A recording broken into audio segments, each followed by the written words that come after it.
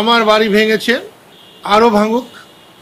বঙ্গবন্ধুর ৩২-এর বাড়িতে যখন গিয়েছিলাম আমার গাড়ি ভেঙেছিল, আরও ভেঙে যদি দেশে শান্তি স্থাপিত হয়, দেশের কল্যাণ হয়, আমি সবসময় রাজি আছি। আমরা জীবনে দালাল ছিলাম না, দালালি করিও নাই, দালালের হুঁশিয়ারিতে আমাদের কিছু যায় আসে না। আমার বাড়িতে গত রাতে 11টার পরে হামলা করেছে। কারা করেছে আমরা জানি না, কিন্তু 10-12 জন লোক, এবং তার মধ্যে মনে হয় বেশি বাচ্চা ছিল, ঢিল ছুঁড়েছে, গাড়ি ভেঙেছে। কোঠা বিরোধী আন্দোলন, বৈষম্য বিরোধী আন্দোলনের পরে আমরা এই স্বৈরাচারী মনোভাব আশা করি নাই। আওয়ামী লীগ যদি স্বৈরশাসক হয় তাহলে আজকের অ্যাক্টিভিটিস, কর্মকাণ্ড, তাকে আমরা কি বলে অভিহিত করব?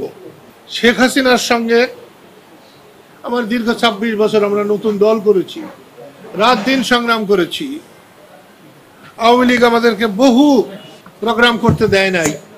তারপরেও যদি আওয়ামী লীগের দোসর বানানো হয় তাহলে তো আমি মনে করব বৈষম্য বিরোধী আন্দোলনকে ব্যর্থ করার জন্য, ধ্বংস করার জন্য কোনো ষড়যন্ত্র কিনা।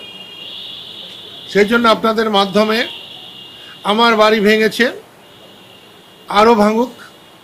বঙ্গবন্ধুর ৩২-এর বাড়িতে যখন গিয়েছিলাম আমার গাড়ি ভেঙেছিল, আরও ভেঙে যদি দেশে শান্তি স্থাপিত হয়, দেশের কল্যাণ হয়, আমি সবসময় রাজি আছি।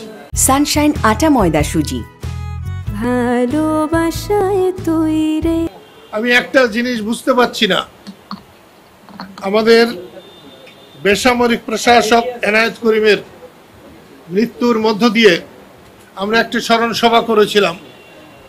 হাজার হাজার মুক্তিযোদ্ধা এসেছিল কাদেরিয়া বাহিনীর। তাদের সকলের পরামর্শে কাদেরিয়া বাহিনীকে আমরা সুসংগঠিত করার জন্য একটা প্রয়াস নিয়েছি। সেই প্রয়াসে 30শে অগাস্ট গুয়াপুর গিয়েছিলাম। সেখানে মুক্তিযোদ্ধাদের উপস্থিতি দেখে আমার হৃদয় ভরে গেছে। এখন আমার যাওয়ার পালা, সম্মানের সাথে যেতে চাই। সেই মিটিংয়ের পরে দেখলাম কেউ কেউ স্লোগান দিয়েছে, জয় বাংলা হবে না, জয় বাংলা থাকবে না, দালালরা হুঁশিয়ার। তো দালালদের হুঁশিয়ার বললে আমাদের কিছু যায় আসে না। আমরা জীবনে দালাল ছিলাম না, দালালি করিও নাই, দালালের হুঁশিয়ারিতে আমাদের কিছু যায় আসে না। কিন্তু জয় বাংলা চলবে না বা থাকবে না, তাহলে হোক। জয় বাংলা থাকে কি না থাকে, দেশের মানুষ সেটাকে বিচার করবেন।